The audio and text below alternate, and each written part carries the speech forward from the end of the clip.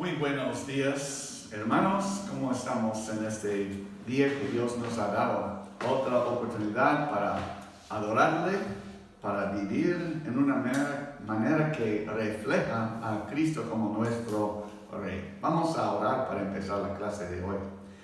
Gracias le damos, Señor, por este día.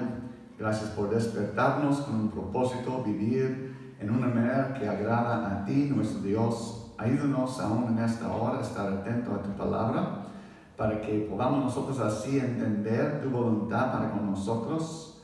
Pedimos, Señor, que tú ayudes a nosotros a examinar la vida de otro personaje de la Biblia. Señor, que veamos cosas de repente que debemos de estar imitando en nuestras vidas también. Gracias por acompañarnos durante esta hora. Encomendamos esta clase en tus manos en nombre de Cristo Jesús. Amén.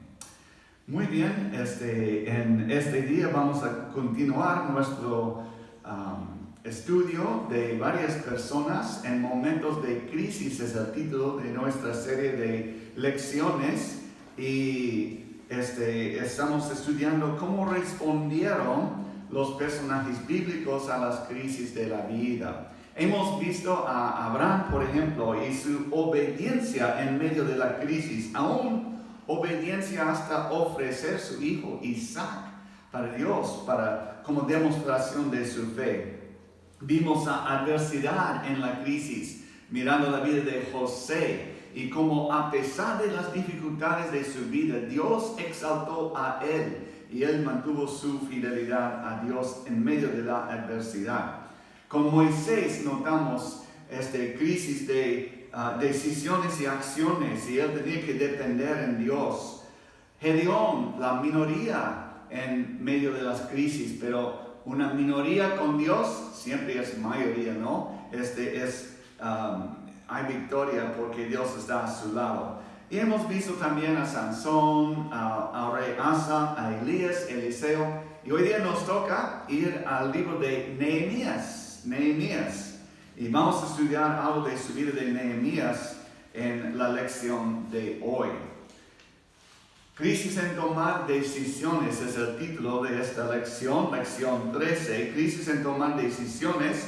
El texto bíblico es Nehemías capítulos 1 y 2. Si tuviera el tiempo en esta semana para leerlo todo en contexto, Nehemías no es un libro muy largo, 9 capítulos por ahí. Entonces pueden leer todo el capítulo o todo el libro para ver el contexto de lo que estamos estudiando hoy. La primera parte del libro tiene que ver con la construcción o reconstrucción de los muros de Jerusalén y al final la dedicación de estos muros. Pero hoy día nos toca estudiar más enfocando en capítulos 1 y de repente un poquito de capítulo 2 en su vida de Nehemías. El versículo clave que hemos tomado para hoy no viene de Nehemías, sino de Isaías. Isaías capítulo 6 y versículo 8. A ver, pueden ahí en su casa leer conmigo el versículo Isaías 6, 8. Después oí la voz del Señor que decía: ¿a quién enviaré? ¿Y quién irá por nosotros? Entonces respondí yo: heme aquí, envíame a mí. Y lo que queremos ver en esta mañana en tiempo de decisión, si vamos a seguir a Dios o no, su mandato para todos nosotros es que seamos instrumentos en sus manos, testificando de la verdad de Dios a los perdidos en nuestro alrededor. Y cuando Dios pregunta a nosotros: ¿a quién enviaré? ¿Quién irá por nosotros? Como dice Dios en Isaías. ¿Será nuestra respuesta igual como Isaías: heme aquí, envíame a mí? Vamos a ver la vida de Nehemías hoy, porque Dios tenía un plan para su vida de Nehemías y él tenía que tomar la decisión: ¿voy a hacerlo o no? Si él no va, ¿quién va a cumplir la obra que Dios tiene para su pueblo Israel en este tiempo?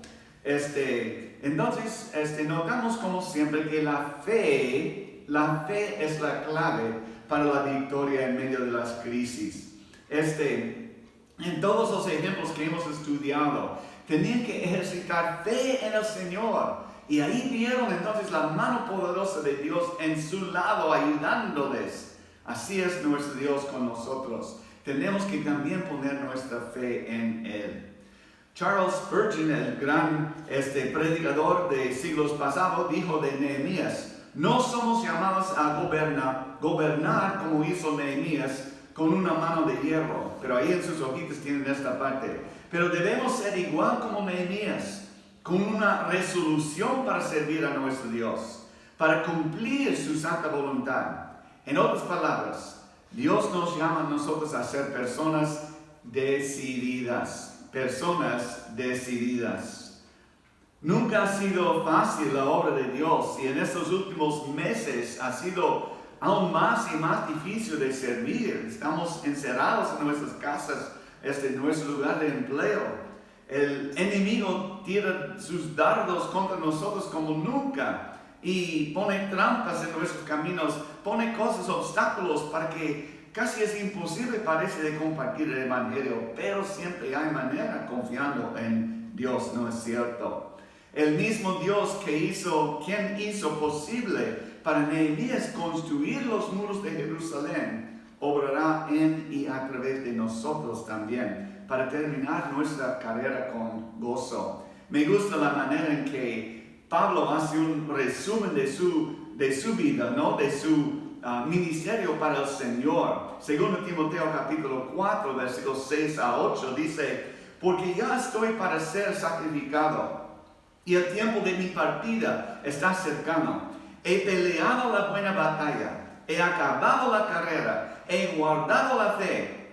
Uy, que sea eso el testimonio de nosotros al terminar nuestras vidas, ¿no? Versículo 8: por lo demás me está guardada la corona de justicia, la cual me dará el Señor, juez justo en aquel día, no solo a mí, sino también a todos los que aman su venida. No hay razón por desmayar. Es la obra de Dios que Él nos llama a nosotros a hacer y cumplir. Un pecado grande contra otros seres humanos en nuestro alrededor no es odiarles. Tenemos este problema ahorita en los Estados Unidos, algunas dificultades con protestas violentas y todo, personas contra personas, pero no, eso no es en verdad lo más difícil, el pecado más grande. De repente es más ser indiferente a la necesidad de sus almas. ¿Por qué? Jesús predicó eso y enseñó esto. ¿Qué beneficio hay si el hombre ganare todo el mundo y pierde su alma? Entonces miramos a personas en nuestro alrededor, personas perdidas, necesitan Cristo, necesitan la salvación de Dios. ¿Nos preocupamos por sus almas? Una buena pregunta para nosotros en esta mañana. De repente resuena en nuestros oídos la pregunta de Dios a Isaías: ¿quién irá? ¿Quién enviaré? Podemos nosotros responder como Isaías: heme aquí, envíame a mí. Es una amonestación dirigida en verdad hacia los que cruzan sus brazos y dicen: bueno, yo sé, yo tengo mi lugar en el cielo, y no se preocupan por lo demás. Nuestro estudio de hoy de Nehemías, notamos ahí de él que él era un tipo de persona que se preocupó por lo demás. No es preocupación en una manera pecaminosa. Tenía en su mente: uy, ¿cómo puedo yo ayudar en esta situación? Se preocupó por las tradiciones del pasado y las necesidades del presente para el pueblo de Israel y las esperanzas para el futuro, mirando tres áreas de su historia de Israel. Entonces, se preocupó él por los judíos, su herencia, su ciudad ancestral de Jerusalén, y también se preocupó por la gloria de Dios. Él demostró una actitud en su decisión de preocuparse por otros en 4 maneras que vamos a ver en esta mañana. Primeramente, notamos que Nehemías se preocupó tanto que tomó la decisión de investigar. Vamos a nuestras Biblias, a Nehemías capítulo 1,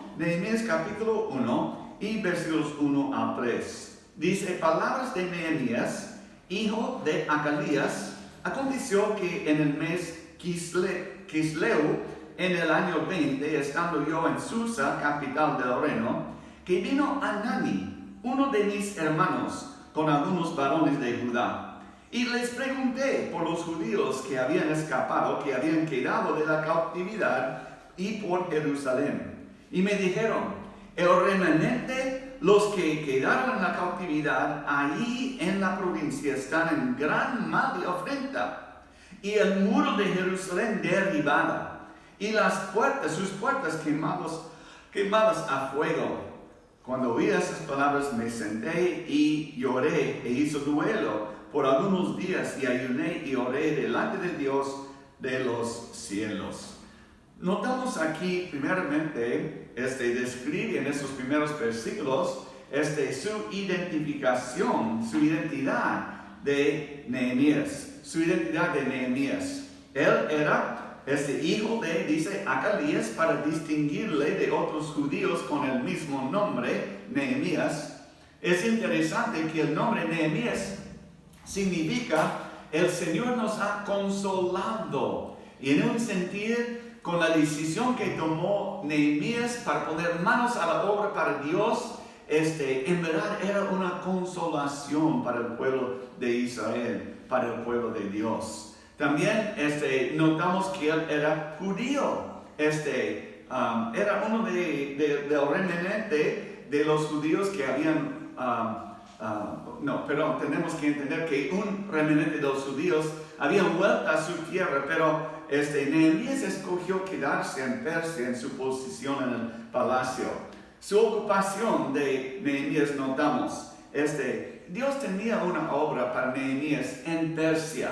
Entonces, por eso él no regresó con los demás que podían ir en verdad en dos olas, fueron regresando a Jerusalén. Y Nehemías era casi el último que salió para llegar ahí y para hacer la obra que Dios le encomendó a él. Es interesante que Dios puso Nehemías en Susa, en el palacio, tal como puso Esther en el palacio una generación antes de repente, y tal como puso José en Egipto, ¿no? Para salvar a su pueblo Israel.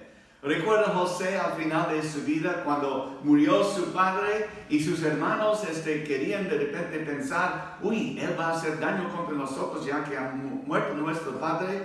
Y entonces él respondió, ustedes pensasteis mal contra mí, mas Dios lo encaminó a bien para hacer lo que vemos hoy, para mantener en vida a mucho pueblo. Veremos igual con Esther. A la verdad, la próxima semana vamos a estudiar algo de la reina Esther y su crisis de su vida la próxima semana. Pero también otros personajes de la Biblia. Daniel, también en Babilonia, ¿no? Se mantuvo fiel para el Señor, aún en cautiverio, ¿no? Lejos de su pueblo.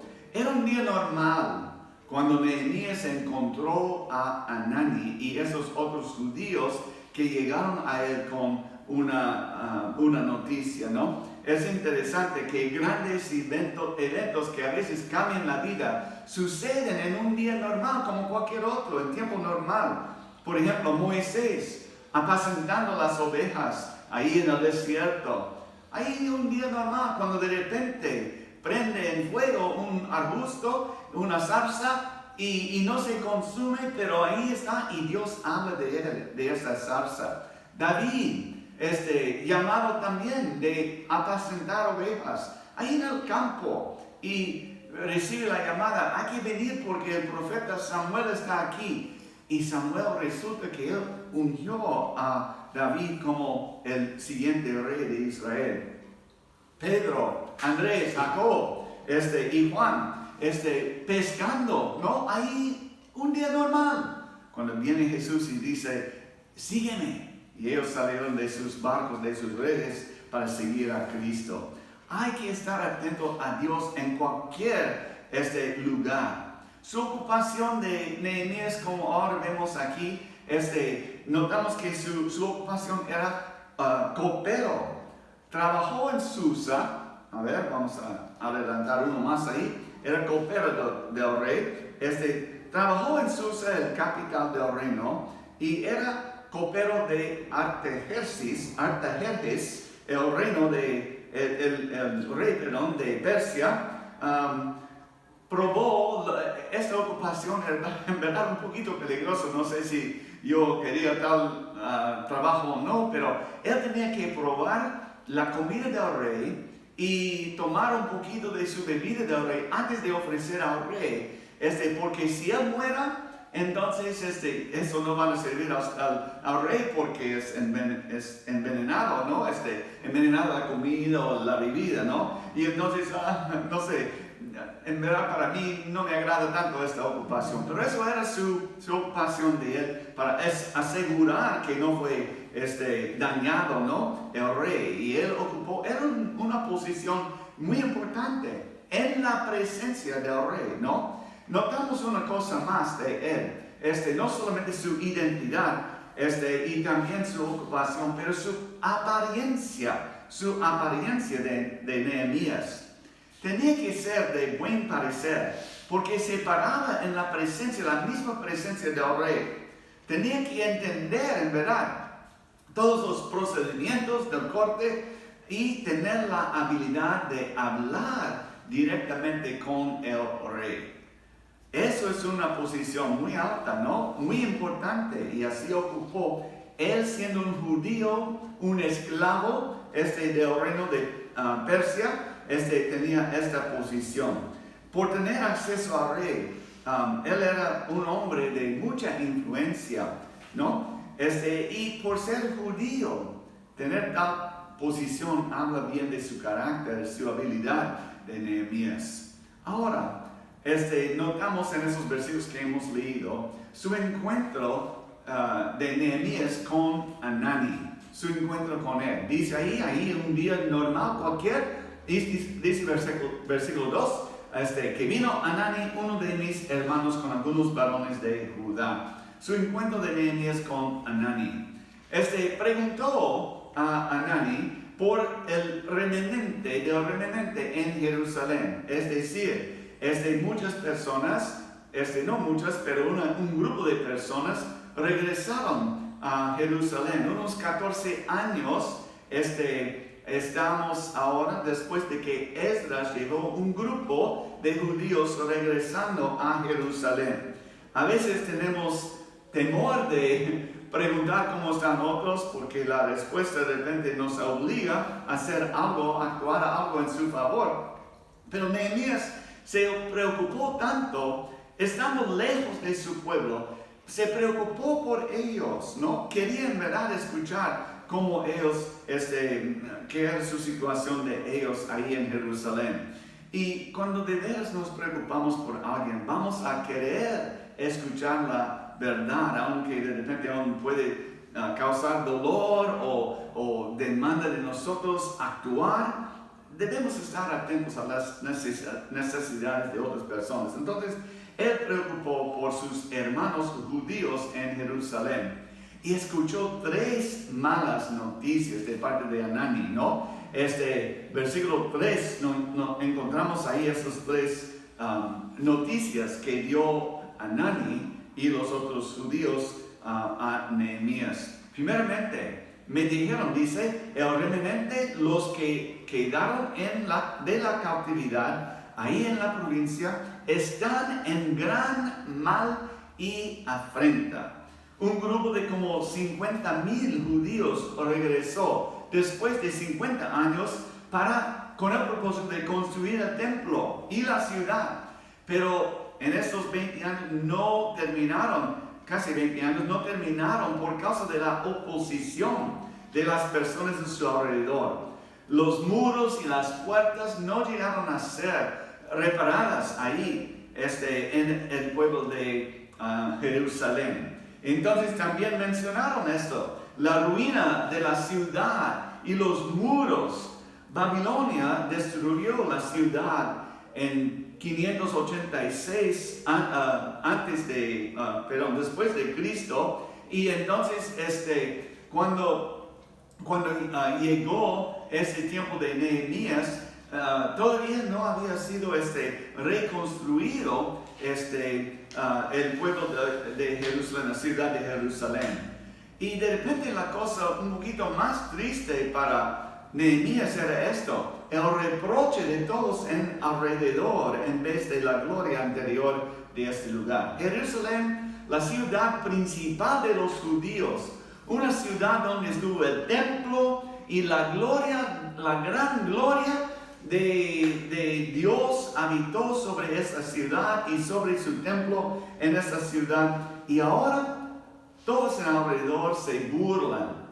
¿Cómo es su Dios? Mira cómo ha dejado su pueblo, cómo ha dejado su ciudad, cómo ha dejado los muros de su ciudad. Y entonces era un reproche para todos en alrededor en vez de gloria para Dios. Entonces, ¿qué hizo Nehemías? Versículo 4, la primera cosa que hizo, Nehemías se preocupó tanto que se puso a llorar. Ahora, algunos piensan que para un varón llorar es un señal de repente de algo de debilidad, ¿no? Este versículo 4 dice: cuando oí esas palabras me senté y lloré. Lo que hace llorar la gente, ¿no? Muchas veces es una indicación de su carácter. Al reírse del mal de otros, o llorar por cosas que no son de mucha importancia, muestra una falta de carácter. Pero a veces el llorar indica su fuerza de la persona. Y yo creo que eso es el caso aquí que vemos con Nehemías. Podemos notar algunos ejemplares, ¿no? Jeremías 9, capítulo 1. Jeremías lloró por Israel. Dice: oh, si mi cabeza hiciese aguas y mis ojos fuentes de lágrimas, para que llore día y noche los muertos de la hija de mi pueblo. Lloró por Israel. Profetizó hacia a su pueblo, pero lloró por ellos porque estaban en desobediencia a Dios. Trató de llamarles volver a los pies del Señor y lloró por ellos. Un lloro ferviente de su corazón, ¿no? Jesús mismo lloró cuando miró la ciudad de Jerusalén. Como está anotado ahí, Lucas 19, dice: cuando llegaba ya cerca de la bajada del monte de los olivos, toda la multitud de los discípulos, gozándose, comenzó a alabar a Dios a grandes voces por todas las maravillas que habían visto, diciendo: bendito el Rey que viene en el nombre del Señor, paz en el cielo y gloria en las alturas. Eso es su entrante triunfal de Cristo, ¿no? Y entonces algunos de los fariseos de entre la multitud le dijeron: maestro, reprende a sus discípulos. Y él respondió, les dijo: os digo que si esos callaran, las piedras clamarán. Y cuando llegó cerca de la ciudad, al verla, lloró sobre ella, diciendo: oh, si también tú conocieses, a lo menos en tu día, lo que es para tu paz. ¿Qué era para su paz de Jerusalén? Creer en Cristo Jesús, poner su fe en su Salvador. Dice: pero más ahora están encubiertos sus ojos. Y Jesús lloró con un corazón lleno de compasión para el pueblo de Jerusalén. Pablo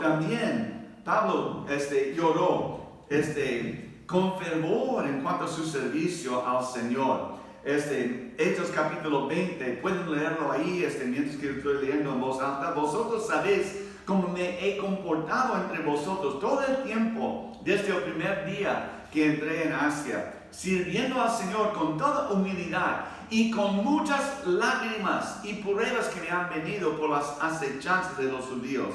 Y como nada que fuese útil, he rehuido de anunciaros y enseñaros públicamente por las casas, testificando a judíos y a gentiles acerca del arrepentimiento para con Dios y de la fe en nuestro Señor Jesucristo.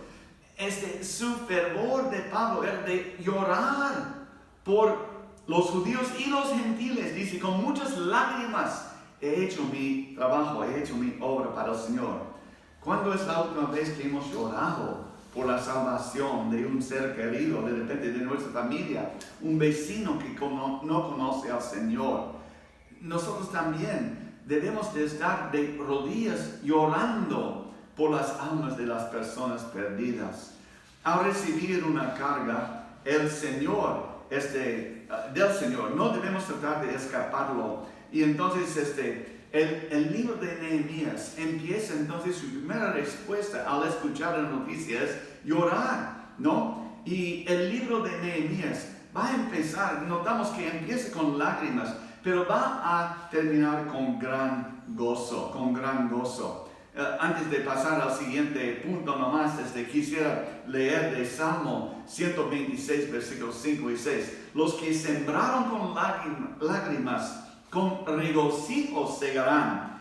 Irá andando y orando el que lleva la preciosa semilla, mas volverá a venir con regocijo trayendo sus gavillas. Hermanos, sembramos con lágrimas y cuando Dios obra en y a través de nosotros, regresamos con regocijos. Nuestras lágrimas dan agua a la semilla de la palabra de Dios. Y en su providencia, Él obra en y a través de nuestras palabras para salvar a los que Él ha tocado su corazón para escuchar y para creer la palabra de Dios.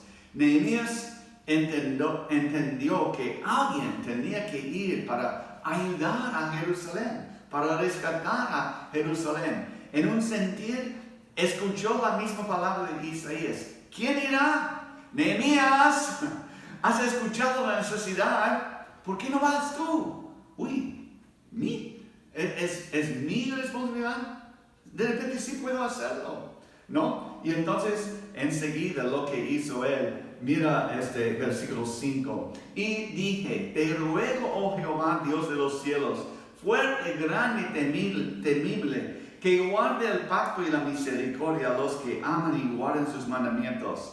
Esté ahora atento a tu oído y abierto tus ojos para oír la oración de tu siervo, que hago ahora delante de ti, día y noche, por los hijos de Israel, tus siervos, y confieso los pecados de los hijos de Israel, que hemos, y eso es una palabra importante, cometido contra ti. Sí, yo y la casa de mi padre hemos pecado, y en extremo nos hemos corrompido contra ti, y no hemos guardado los mandamientos, estatutos y preceptos que diste a Moisés tu siervo. Versículo 8. Acuérdate ahora de la palabra que diste a Moisés tu siervo, diciendo, si vosotros pecares, y yo os dispersaré por los pueblos, pero si volvieres a mí y guardares mis mandamientos y los pusieres por obra, aunque vuestra dispersión fuere hasta el extremo de los cielos, de ahí los recogeré y os traeré al lugar que escogí para hacer habitar ahí mi nombre. Ellos pues son tus siervos y tu pueblo, los cuales redimiste con tu gran poder y con tu mano poderosa. Te ruego, Jehová, esté ahora atento a tu oído a la oración de tu siervo y la oración de tus siervos, quienes desean reverenciar tu nombre.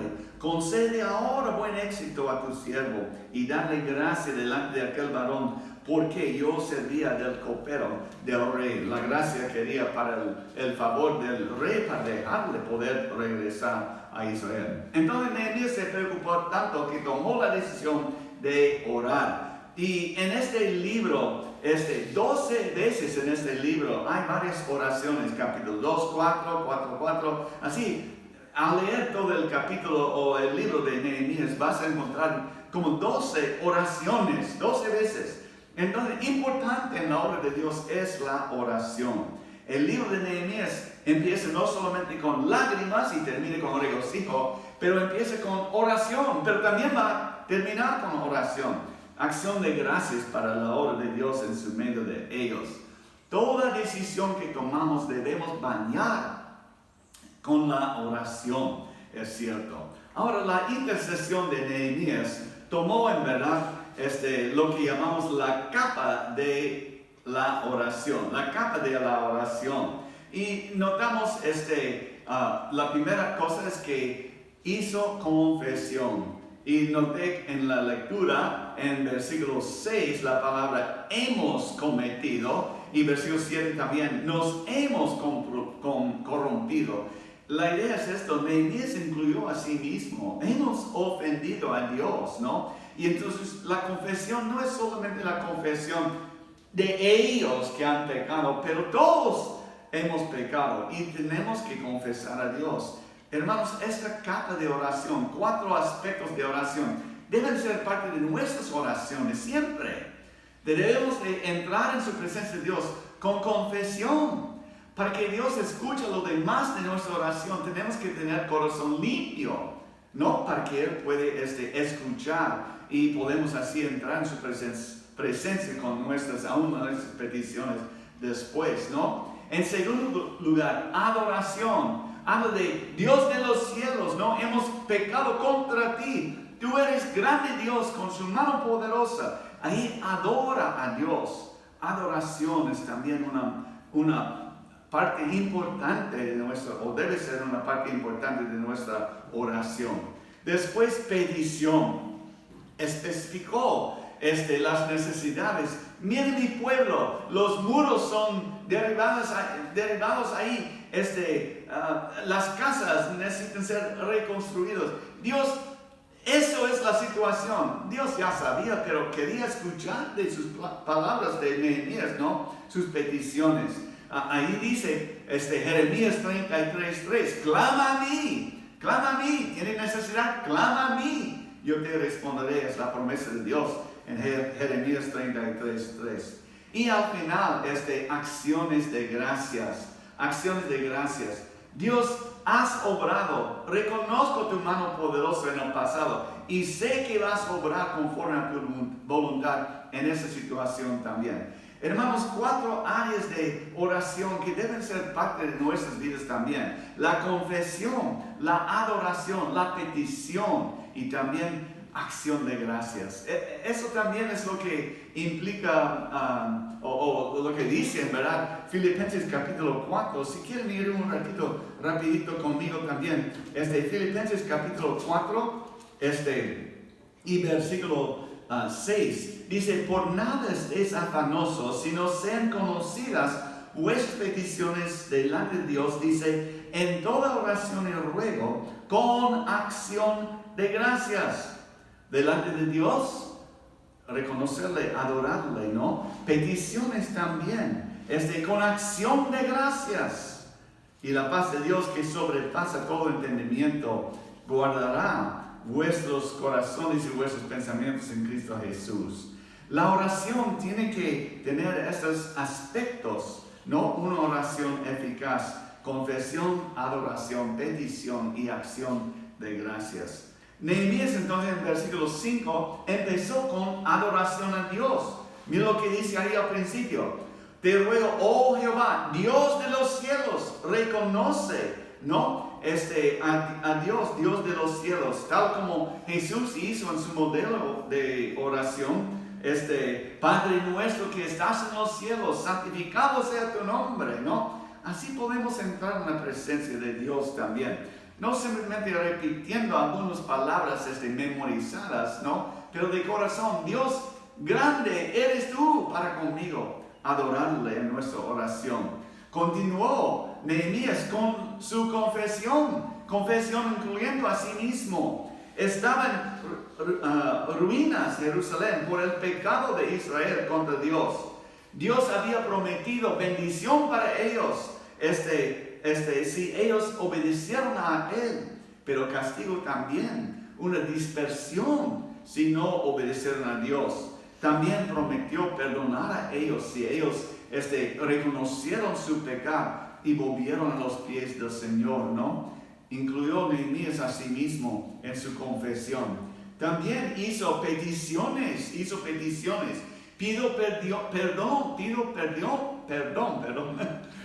mi lengua, ¿no? Pido perdón por su pueblo Israel. Pidió que Dios le abriera camino para regresar a Jerusalén, a la tierra prometida. Pidió por la restauración de su favor y su bendición de Dios en su pueblo.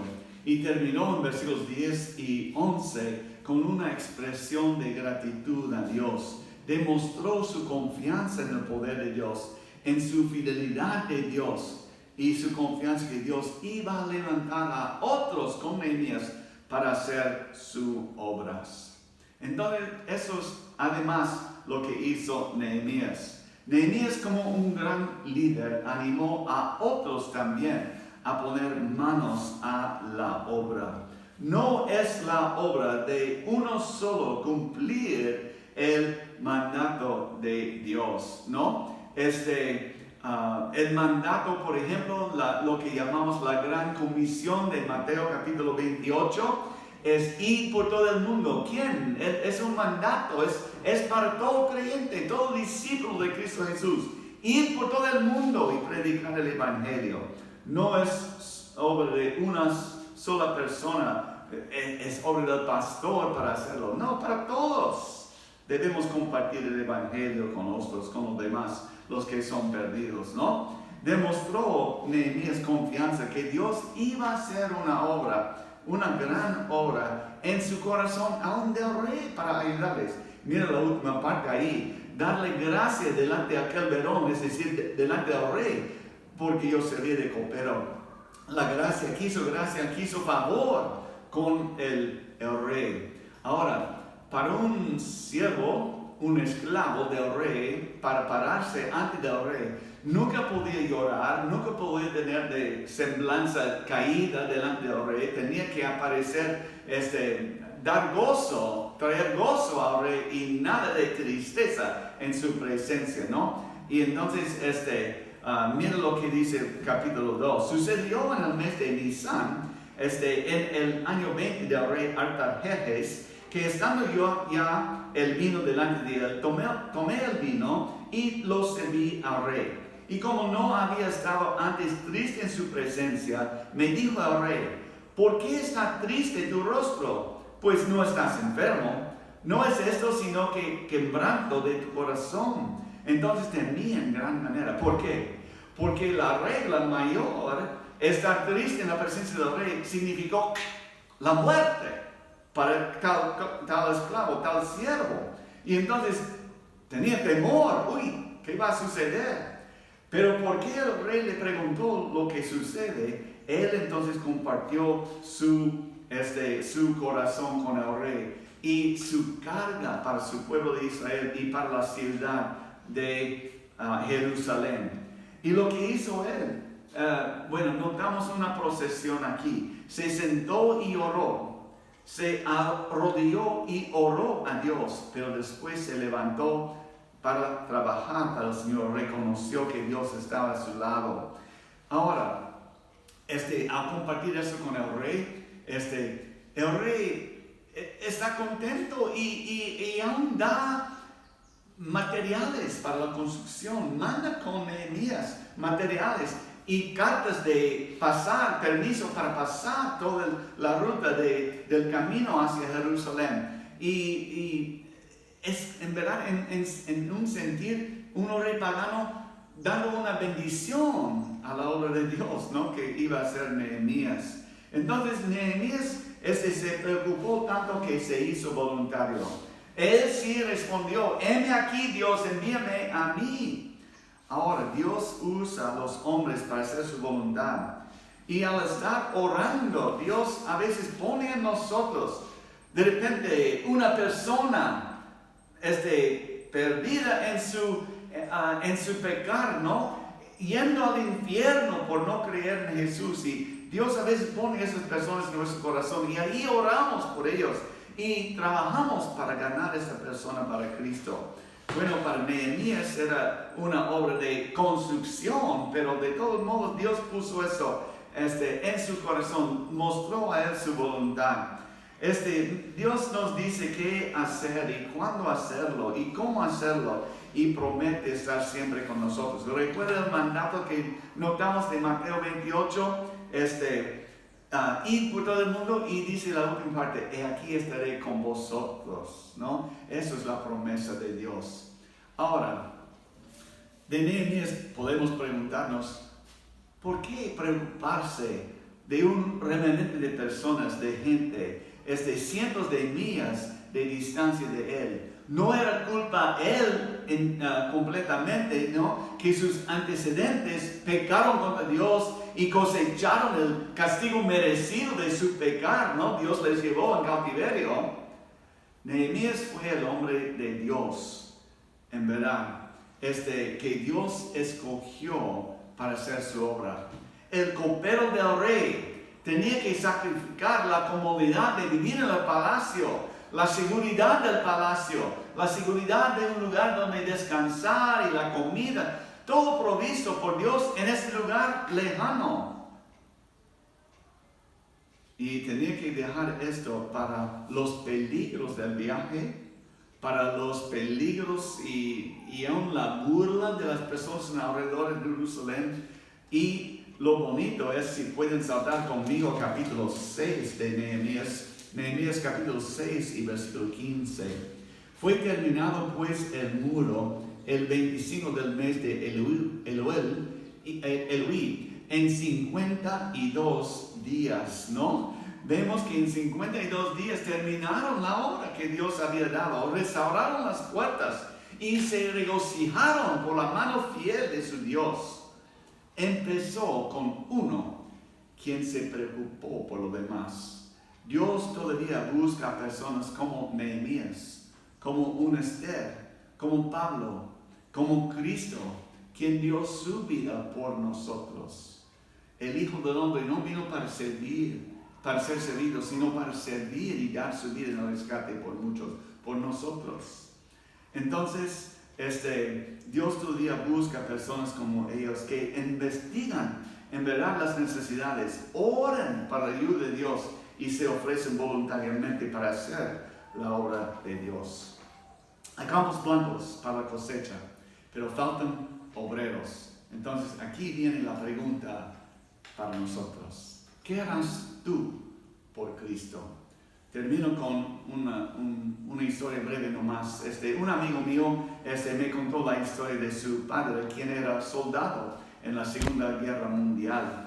Y estando en la guerra, estaba en las líneas primeras ahí frente al enemigo y vio día tras día la muerte, la sangre, lo horrible que es estar en la guerra, en la línea adelante ahí en la guerra contra el enemigo. Pero él sobrevivió y regresó a su tierra y se cuenta la historia que alguien le preguntó, ¿no era horrible estar ahí con la sangre, la muerte en todos lados ahí? Y el padre de mi amigo dijo que sí, pero al pasar los días, ¿sabe? Uno se acostumbró a estar ahí porque eso es la guerra, es lo que sucede en la guerra. Hermanos míos, vivimos en un mundo lleno de personas muertas en sus pecados, lejos de Dios. Y la pregunta es, ¿nos preocupamos por sus almas? Su vecino, su familiar que no tiene a Cristo, están yendo al infierno aparte de Dios por la eternidad. ¿Nos preocupamos por su alma? La pregunta viene a nosotros. ¿Quién enviaré? ¿Quién irá por nosotros? ¿Responderías tú como Isaías? Heme aquí, Dios, envíame a mí. ¿Qué harás tú por Cristo? Oremos. Dios, gracias te damos por la lección de hoy y por el ejemplo de Nehemías. Cuando vino el tiempo de decisión en su vida, para decidir o poner manos a la obra o simplemente ignorar lo que está sucediendo en su alrededor, él respondió, heme aquí, Señor, envíame a mí. Y eso debe ser nuestra respuesta, tu llamada a nosotros, ir por todo el mundo y predicar el Evangelio a toda criatura. Que seamos fieles en responder a tu palabra, que seamos instrumentos en tus manos, Señor, para llevar el Evangelio al mundo perdido, para que sean salvos. Gracias por escuchar nuestro clamor. Ayúdanos en esta semana a vivir para Cristo, quien murió por nosotros. Gracias en nombre de Cristo Jesús. Amén. Hermanos, que tengan una buena semana, pero quiero animarles con esta misma pregunta. ¿Qué harás tú por Cristo, no? En esta semana, busca la manera y ore para que Dios te use en su obra esta semana para la gloria de Él. Bendiciones.